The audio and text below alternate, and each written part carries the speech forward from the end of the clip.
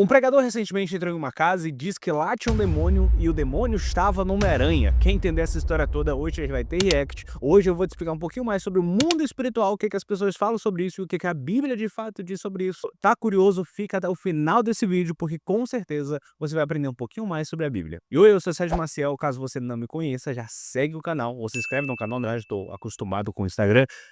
Curte esse vídeo aqui, comenta. Lembra que a gente aqui sempre comenta antes de assistir o vídeo, né? Comenta engajamento, comenta oi, comenta alguma coisa aí pra poder esse vídeo engajar. E se estiver aparecendo pra você a opção de hypar esse vídeo, aperta aí para esse vídeo aqui pra gente chegar um pouquinho mais longe, tá bom? E bora começar já com o react. Eu sei que é disso que vocês gostam, né? Vocês gostam de um circo pegando fogo. Ó, eu tô com esse vídeo aqui. Eu já reagi a esse vídeo lá no meu Instagram. Caso você não me siga no Instagram, eu já reagi a esse vídeo lá. Mas, na verdade, esse vídeo aqui é ser sobre o mundo espiritual. Eu ia explicar pra você sobre o mundo espiritual, como é que funciona. E aí eu vi esse vídeo, cara, eu vou usar esse vídeo como um pretexto pra falar sobre isso. Mas primeiro vamos reagir o vídeo aqui. Ei pai, ei mãe, em nome de Jesus, presta atenção nesse vídeo. Recebemos o pedido de socorro de uma mãe e de um pai. Uma coisa importante que eu falei lá no meu vídeo do Instagram, que eu estou falando de novo aqui no YouTube, eu não faço ideia de quem é esse rapaz. Me mandaram esse vídeo até viralizou um pouco, chegou até mim, tá? Eu não faço ideia, esse vídeo não é um ataque a ele, não sei se você conhece, eu não vou atacar esse rapaz aqui, eu vou só explicar uma coisa ou outra que ele disse, e se ele falou uma coisa errada, a gente vai corrigir à luz da Bíblia, não da minha visão, é a Bíblia, deixar a Bíblia falar aqui, tá? Continuar. Que o seu filho estava 2 dias sem conseguir dormir. E em uma dessas madrugadas, a mãe chegou no quarto e o menino estava na janela, preso na rede, querendo se jogar, porque ele tinha visto do outro lado na torre o Homem-Aranha. E o Homem-Aranha estava chamando ele para brincar. Olha isso aqui. Chegamos nesse quarto, nessa casa. A casa opressa, o quarto opresso. E a gente começou a procurar ali aonde estava a legalidade. Quando levantamos o colchão do menino, olha o que estava debaixo. Esse álbum. E tá escrito aqui, ó. O herói da noite. O sangue de Jesus tem poder. Tô aqui todo arrepiado. Olha isso aqui, ó. Deixa eu explicar uma paradinha aqui, não sei se vocês perceberam, ele falou, a legalidade entrou na casa, aí é quando eles foram procurar onde estava a legalidade, espera, deixa eu ver, a legalidade está aqui embaixo, a legalidade está onde? A legalidade estava no Homem-Aranha, debaixo da cama do guri. Agora, peraí. Antes da gente terminar de assistir o vídeo que a gente vai assistir até o final, a pergunta que eu faço é, onde está escrito isso? Eu sei, a gente tem que saber diferenciar as coisas aqui. Quando eu gravei esse vídeo lá no meu Instagram, muitas pessoas, eles começaram a falar pra mim, Sérgio, mas tu tá sendo muito teológico, você tem que olhar pra experiência, a experiência também conta. E a verdade é que se nós guiássemos nossa fé só por experiências, cara, ia ser uma loucura, a gente ia virar católico, né? Porque o que é o católico? É aquele que, não, peraí, o que tá escrito não é o suficiente. Nenhuma crítica aos católicos isso aqui, tá? Eu só tô falando como é que é.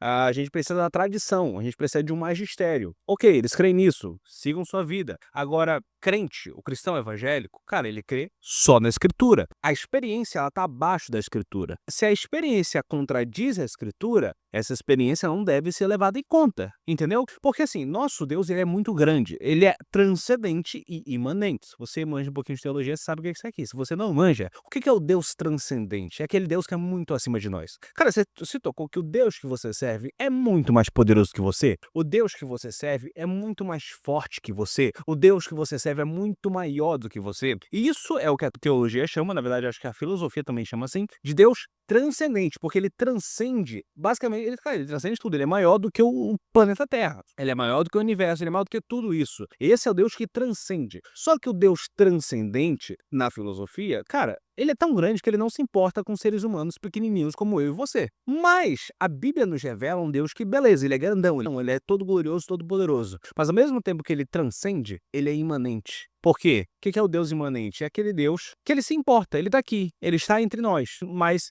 se ele está entre nós, ele não é tão poderoso. Pelo menos é o que a filosofia, a teologia, nesse conceito vai dizer. Mas a verdade é que o nosso Deus, tanto ele é transcendente, ele é todo poderoso, quanto ele é imanente. Ele está entre nós e entende as nossas dores, ele entende suas lutas, ele entende seu choro, ele entende você. Porque esse Deus que era transcendente, ele se fez imanente, ele se fez homem. Sofreu como você, chorou como você, teve fome como você, teve vontade de ir no banheiro como você. E Sérgio, por que tu tá falando de tudo isso? Porque esse Deus transcendente, ele se revelou a nós. Ele se revelou primeiro através dos profetas e segundo através do seu filho, beleza? Tá inventando isso? Não, está escrito. Bora pra Bíblia agora. A gente vai lá para Hebreus, capítulo 1, verso... Olha, o verso 1 já começa, ó. Antigamente, Deus falou muitas vezes e de muitas maneiras aos pais pelos profetas. Então, uma das maneiras que no Antigo Testamento Deus se revelava aos homens era pelos profetas. Um profeta se levantava. Moisés, profeta. Abraão, profeta. Deus se revelava aos profetas. E os profetas revelavam Deus ao povo.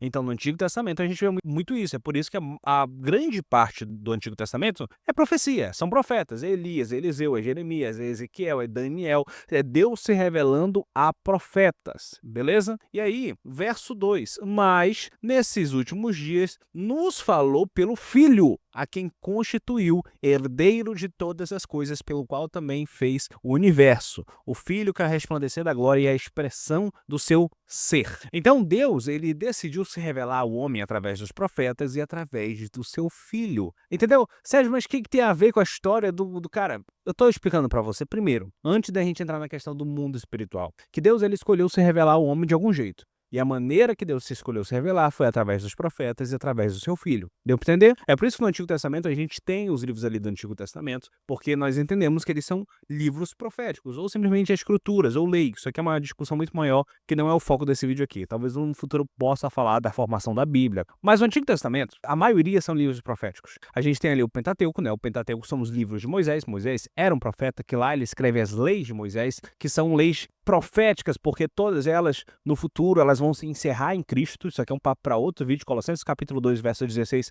caso você não entenda, diz basicamente que todas aquelas alegorias que a gente tinha no Antigo Testamento, elas se confirmaram em Cristo. Tudo aquilo era sombra, a luz veio, que é chamado Jesus. Você não precisa entender isso aqui agora, caso esteja muito complexo para você. E aí a gente tem, depois do Pentateuco, os livros históricos que contam basicamente a trajetória do povo de Israel, o conto deuterocanônico. E aí que vai desde a época que o povo de Israel chega na Terra Prometida, ali com o livro de Josué, até o momento que o povo de Israel volta do cativeiro babilônico, ali com o livro de Esther e Neemias, são os últimos livros da Bíblia. Mas na linha cronológica nem é eu. Na linha cronológica, o último livro dessa época é outro. Mas a gente pode falar isso aqui também em outro vídeo. É muito conteúdo, cara. Não dá pra eu falar no vídeo só, porque senão eu perco o meu foco. Depois, a gente tem ali o livro dos Salmos, do Jó, Salmos, Provérbios. São livros dos cânticos, né? São basicamente cânticos e livros de sabedoria. Depois a gente tem os profetas. Mas, se a gente pega no hebraico, o Antigo Testamento ele é dividido de forma diferente. Ele é dividido, e aprende agora, isso aqui é interessante, ele é dividido em, tem a Torá, que são os 5 primeiros livros de Moisés, no caso a lei de Moisés, né? A gente tem logo depois Neviim, que são os livros dos profetas, e logo depois a Ketuvim, que são os salmos, os cânticos, etc. Isso aqui é um papo gigantesco para outro. Sérgio, mas o que tem a ver? Basicamente, o Antigo Testamento é Deus se revelando. Deus se revela através da lei. Deus revela seu caráter através da lei. Não matarás, não roubarás. Deus revela sua santidade através da lei. Não fale meu nome em vão. E aí a gente chega no Neviim. Deus ele revela basicamente seus sentimentos aos profetas. Ele revela a sua ira, ele revela seu amor, ele revela sua misericórdia através dos profetas. E aí a gente chega no Ketuvim, a sabedoria. Nós conhecemos um pouquinho da sabedoria de Deus em formas de adorá-lo, através dos cânticos, etc. E tudo isso, a sabedoria de Deus, os profetas de Deus, a lei de Deus, todos apontavam para uma única coisa, Jesus. E aí quando o Filho chega, Deus se revela através do Filho. O Deus transcendente se fez imanente e se revelou. Esse Deus transcendente e imanente que habitou entre nós. É como aquela frase do Billy Graham que dizia que a coisa mais incrível da história não foi o homem ter pisado na lua, foi Deus ter pisado na terra. E quando Deus pisou na terra, cara, a revelação ficou completa. Ele basicamente disse tudo o que ele queria dizer. E o que tem a ver com o vídeo, cara, que eu viajo aqui na explicação, eu esqueço de te falar. O que tem a ver? É que esse Deus que se revelou a nós através do seu Filho, ele nos levantou apóstolos. E esses apóstolos basicamente escreveram o Novo Testamento, junto com os discípulos dos apóstolos, né? Como Lucas, que escreveu o livro de Lucas e o livro de Atos, como o cara que escreveu o livro de Hebreus, etc. Você entendeu? Então a revelação de Deus a nós foi dada através disso. Eu dei toda essa volta só para explicar isso. A revelação de Deus ao homem foi através disso. Foi através dos profetas do Antigo Testamento e através do Novo Testamento, com Jesus, os seus apóstolos e os discípulos dos apóstolos. E tudo isso se encontra onde? Na Bíblia. Por isso que a gente lê a Bíblia, porque a Bíblia é a revelação de Deus, através dos profetas e através do seu filho. Caraca, tu deu toda essa volta só para explicar isso por quê? Só para você entender. Nossa base de fé não é experiência. Nossa base de fé não é algo que eu acho, que eu sinto, que eu penso. Nossa base de fé é o que está escrito, porque o que está escrito são as palavras dos profetas, são as palavras de Jesus e são as palavras dos apóstolos. Se você quer entender a importância dos apóstolos, inclusive a gente tem um papo teológico que eu vou deixar aqui, só para você entender a importância de um apóstolo, que o cara é sinistro, mas isso aqui é para depois. Então, nossa base de fé é a escritura. Você entendeu isso? A sua base de fé não é o que você sente, né? Às vezes a irmã do coque vai errar porque ela tem opiniões que não é o que a escritura diz. Às vezes teu pastor vai errar porque ele tem opiniões que a Bíblia não diz. E aí, o problema de pastores de hoje em dia é que eles colocam suas opiniões acima da escritura. E aí ele fala que, sei lá, jogar bola é errado porque ele não gosta, mas a escritura não fala nada sobre isso. E aí mas ele não gosta. Então, como ele não gosta, não, deixa eu criar um negócio aqui e falar que é a Bíblia quando não é. É por isso que você tem que conhecer a escritura, para parar de confiar só no teu pastor, para parar de confiar só na irmã do coque. Não estou falando que todos eles são do capeta, não é isso que eu estou falando. Eu estou falando que quem acredita no que está escrito e conhece o que está escrito, dificilmente é enganado. E no vídeo, o rapaz ele fala sobre legalidade. A pergunta que eu faço é, onde está escrito de que um objeto, o que seja objeto qualquer, seja de voodoo objeto, tem algum poder sobre a vida do crente? Onde está escrito que um Homem-Aranha, o brinquedinho, pode influenciar a tua vida? Não tem nada. Na verdade, a Bíblia diz o contrário. A Bíblia diz que quem amaldiçoa o homem é Deus. Eu vou para a Bíblia de novo, deixa eu pegar aqui com você. Deuteronômio, eu gosto de usar esse texto, porque esse texto é extremamente claro. No capítulo 28 de Deuteronômio, Deus está basicamente falando de bênçãos e maldições. Ele começa falando todas as bênçãos do povo de Israel, e lá embaixo ele fala as maldições a partir do verso 15. Se vocês me desobedecerem, eu vou amaldiçoar. Olha o que está escrito aqui, claramente, verso 15. Porém, se não derem ouvidos à voz do Senhor seu Deus, deixando de cumprir todos os seus mandamentos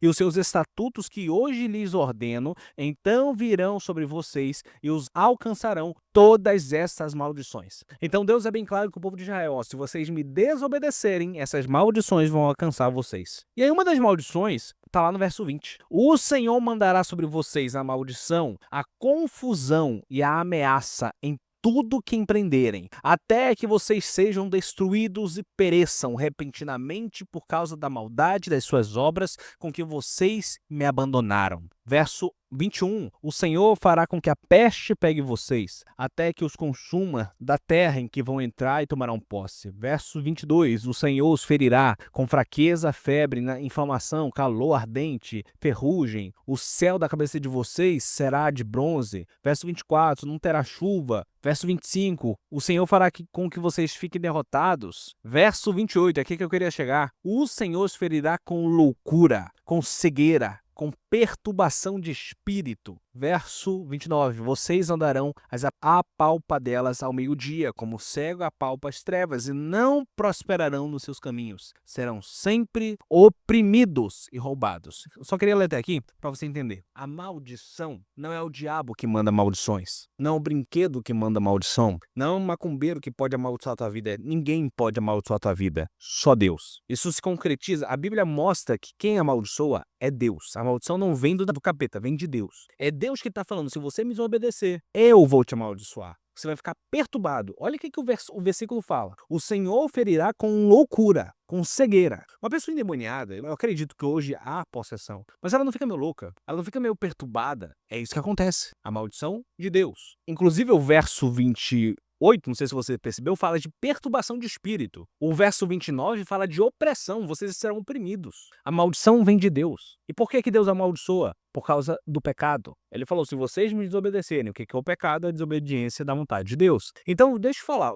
o demônio entrou na casa dessa pessoa aí, não por causa do brinquedinho do Homem-Aranha, eu vou te provar isso depois, mas por causa do pecado. A brecha na vida dessa pessoa, que a ponto de o filho dela ficar possesso, que eu não estou duvidando da experiência, talvez de fato o filho dela tenha ficado possesso por algum motivo, foi a legalidade do pecado. Inclusive, o próprio Jesus vai dizer que se o mais valente estiver na casa, o valente não entra. Agora, se o mais valente, no caso, é o próprio Jesus. Se o mais valente não tiver, aí o demônio pode entrar. Ah, mas Sérgio, esses trabalhos de macumba, cara, diz a Bíblia, não sou eu. Maldição não pega em Israel. Você é filho de Deus. Tu acha que maldição pega em tu? Não pega, cara. Maldição, macumbeiro, pode vir o que quiser. Não tem poder nenhum sobre você se você estiver seguindo os mandamentos de Jesus. Se você estiver debaixo do sangue de Jesus. Ninguém tem poder nenhum sobre você. Você pode ser perseguido pela sua fé, você pode ser ferido pela sua fé, mas uma coisa, a Bíblia, não sou eu que diz, é a Bíblia. Quem é nascido de Deus,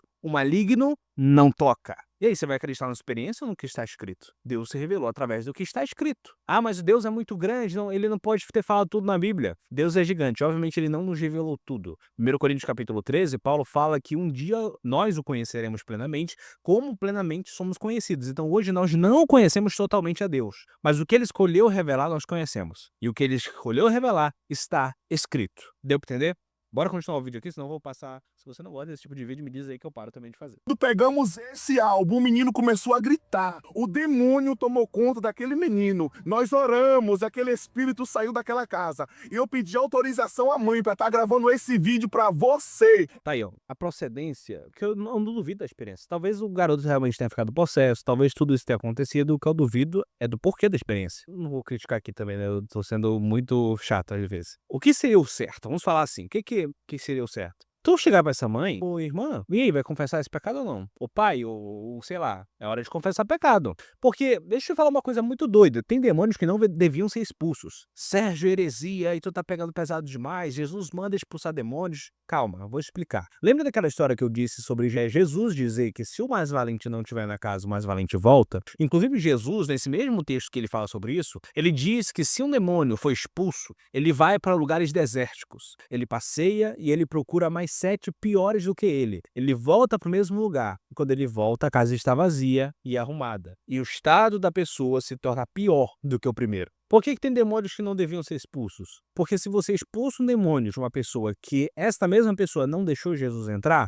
não adianta de nada, o demônio vai voltar. E diz a Bíblia, não sou eu, Jesus falou isso, vai voltar pior. Então, cara, se você faz isso, vai ficar pior. Então, tem demônio... Cara, o demônio, ele não é a causa, ele é o sintoma. Você entende? Tipo, quando você tá com febre, você vai no hospital, você tá tentando descobrir a causa. A febre não é o problema. A febre é um sintoma do problema real. O demônio não é o problema. O demônio é um sintoma de algo que tá acontecendo, de uma raiz de pecado ou qualquer outro tipo de coisa. Inclusive, sobre Deus mandar... Ah, você tá falando que eu não expliquei isso. Deus manda demônio? Sim. Inclusive, eu já fiz vídeos aqui explicando sobre isso. Em breve eu faço um vídeo explicando melhor, que eu sei que esse é um tema muito confuso, que as pessoas ensinam errado, mas, biblicamente, quem manda o demônio é Deus. Vou te provar. Quem manda o demônio para perturbar Saul? Deus. Quem manda o demônio para perturbar Paulo? Que ele fala, foi enviado um mensageiro de Satanás para me esbofetear. Eu disse 3 vezes para Deus tirá-lo de mim. Deus falou, a minha graça te basta. Quem mandou? Deus. A Bíblia fala que Micaías, um profeta, ele tem uma visão do céu. Na visão dele, Deus está num trono, ao lado direito tá os anjos, ao lado esquerdo tá os demônios, e aí um demônio se levanta. Deus, eu vou lá enganar Acabe. Deus fala, pois vá. Então um demônio foi lá e enganou Acabe. A mando de quem? A mando de Deus. Na Bíblia, quem manda demônio é Deus. Inclusive, por isso que expulsar demônio não vem do poder do homem, vem do poder de Deus. Mas se você expulsa um demônio sem que deixar Jesus entrar, é bem possível que esse demônio volte. E volte pior. Deixa eu continuar aqui. Ela falou que o menino ganhou isso aqui junto com doce em um aniversário. Cuidado com aquilo que entra em sua casa. Para você, esse vídeo pode ser religiosidade, pode ser tantas coisas. É um pouquinho, na verdade, de falta de conhecimento. No vídeo do YouTube, do Instagram, eu fui um pouco mais pesado. Eu falei que era religiosidade, tal como ele diz. Mas é um pouco de falta de conhecimento, só. É só falta de conhecimento. Talvez esse rapaz aqui esteja na melhor das intenções, mas não tem base bíblica o que ele está falando. Não tem base bíblica o que ele está ensinando. É falta de conhecimento apenas, tá? Não tô julgando aqui o coração dele, amém. Talvez ele esteja realmente acreditando no que ele esteja falando. E amém, ok. O que ele falou que eu achei interessante? Foi dos doces. Isso aqui é um tema bem interessante, porque no próximo vídeo que eu vou gravar agora vai ser sobre festa junina. E eu vou explicar melhor do que eu vou falar agora. Mas eu sei que você tem uma dúvida às vezes, mas peraí, os cosmos da minha vida, festa junina, se esse doce foi sacrificado, e sei lá, essa rosa que eu comprei na rua ali com o cara, foi sacrificada pra eu dar pra minha esposa e ela ser amaldiçoada. E se, sei lá, deixa eu ver, um óculos aqui que eu comprei pra minha esposa, teria sido sacrificado a um demônio. Se eu trazo isso aqui pra minha casa, será que o demônio vem junto? A resposta que eu te digo é, mesmo se realmente isso aqui foi tudo sacrificado, mesmo que a comida do McDonald's seja sacrificada, mesmo que a Coca-Cola seja do diabo mesmo, deixa eu falar a verdade, isso não te importa em nada. Isso não muda em nada a sua vida. Eu vou te provar na Bíblia isso aqui que eu tô falando. A gente vai pegar Coríntios. Olha aqui, ó. Paulo está dizendo, não sou eu. No que se refere às coisas sacrificadas aos ídolos, sabemos que todos temos conhecimento. O conhecimento leva orgulho e o amor edifica. Alguém julga conhecer alguma coisa e ainda não conhece o que deveria conhecer. Mas se alguém ama a Deus, esse é conhecido por ele. Tá. Aí no verso 4 ele começa. Quanto ao comer alimentos sacrificados a ídolos, sabemos que o ídolo, por si mesmo, nada é no mundo, e que não há senão um só Deus. Então olha o que Paulo está dizendo para você. O ídolo, e o ídolo inclusive no texto ele vai identificar como demônios. Cara, não são nada. Ah, mas os caras da Umbanda não são os deuses que eles adoram, não são nada. Ah, mas os demônios não são nada. Paulo está falando, por si mesmos, nada é no mundo e que não há senão um só Deus. Nada disso tem poder sobre a tua vida. Só existe um Deus. Ah, mas os demônios são reais. De fato são, mas não tem poder nenhum sobre você. Verso 5. Porque ainda existem alguns que são chamados de deuses, que no céu ou sobre a terra, como há muitos deuses e muitos senhores. Para nós, porém, há um só Deus, o Pai, de quem são todas as coisas e para que existimos, e um só Senhor, Jesus Cristo, por meio de quem todas as coisas existem e por meio de quem também nós existimos. Entretanto, Paulo está explicando, cara, isso não tem poder sobre você, porque existe um Deus, e esse Deus, cara, é muito mais sinistro, só existe um Deus e um Senhor. Então nada disso tem poder sobre a tua vida. Mas ele continua no verso 7. Lembra que eu falei que o problema do cara ali era simplesmente falta de conhecimento? Verso 7. Entretanto, nem todos têm esse conhecimento. Alguns, acostumados até agora com o ídolo, ainda comem desses alimentos como se fossem sacrificados a ídolos. E a consciência destes pode ser fraca, vem contaminada. Não é a comida que nos torna agradável a Deus, pois nada perderemos se não comermos e nada ganharemos se comermos. E ele fala, tenham cuidado para que a vossa liberdade não venha de ser a pedra de tropeço para os fracos. Caso você não tenha entendido aqui o contexto, basicamente o pessoal de Corinto, eles estavam com uma dúvida. E Paulo, a gente pode ou não comer carne sacrificada a ídolos? Historiadores vão falar que as carnes sacrificadas aos ídolos eram mais baratas, né? Porque, pô, foi sacrificada a um ídolo. Quem vai querer comprar isso? Então Paulo fala, cara, esses ídolos não têm poder nenhum. Você pode comer a carne sacrificada porque isso não vai mudar em nada a tua vida. A gente sabe que existe um Deus, a gente sabe que existe só um Senhor.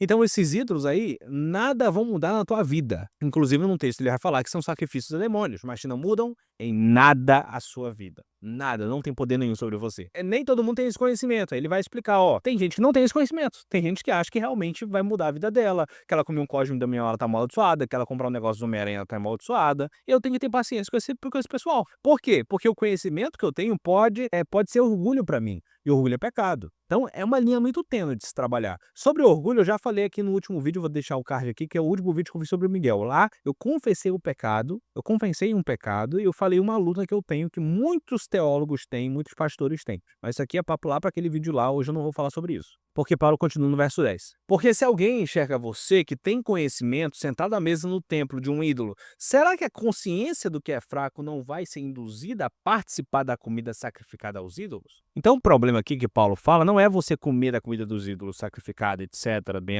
tal. O problema é você influenciar alguém que não tem o mesmo conhecimento que você a fazer a mesma coisa. Então tem gente que acha que é pecado comer a carne de Damião. E se ele acha que é pecado, vai ser pecado para ele. Isso aqui é um papo para outro vídeo. Mas eu sei que não é pecado. Então eu como, nem como, né? Que eu nem sei quando é.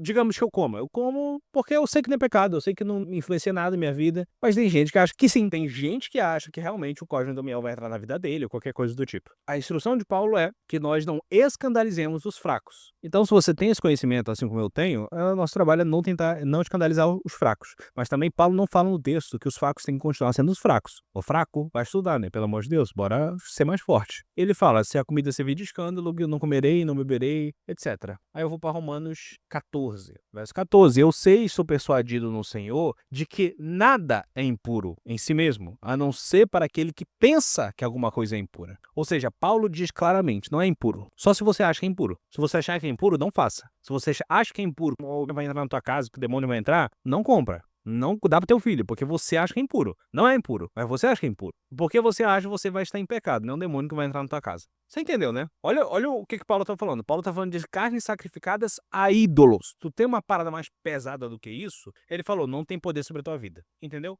Então para de ter medo dessas coisas. Se o menino foi possuído ou qualquer coisa do tipo, não foi um Homem-Aranha. Foi um pecado que já estava na casa. O Homem-Aranha foi o que o cara achou que tal... Cara, foi outra coisa, não foi isso. Deixa eu continuar. Mas isso aqui é pra quem tem visão. Isso aqui é pra quem é espiritual, pai. E aí ele comete mais um erro aqui. Você que é espiritual, você vai entender isso aqui. E, gente, esse vídeo já está muito longo. Eu falei pra caramba nesse vídeo aqui. Vocês querem que eu continue? Eu posso explicar num próximo vídeo sobre essa parada espiritual. Porque tem muita gente que confunde isso aqui. Tem muita gente que confunde esse negócio de mundo espiritual. Acabei que eu nem falei sobre o mundo espiritual em si, né? Eu falei de um monte de outras coisas. Você quer que eu continue esse vídeo aqui? Eu posso continuar no próximo vídeo e a gente conversa sobre o mundo espiritual. Porque aqui que ele chegou na parte que eu realmente queria falar, que era sobre o mundo espiritual. O que é ser espiritual? Existe uma diferença entre você ser espiritual e espiritualizar tudo. Me diz se vocês querem que eu fale sobre isso, comenta aqui embaixo, curte esse vídeo, se inscreva no canal e até a próxima.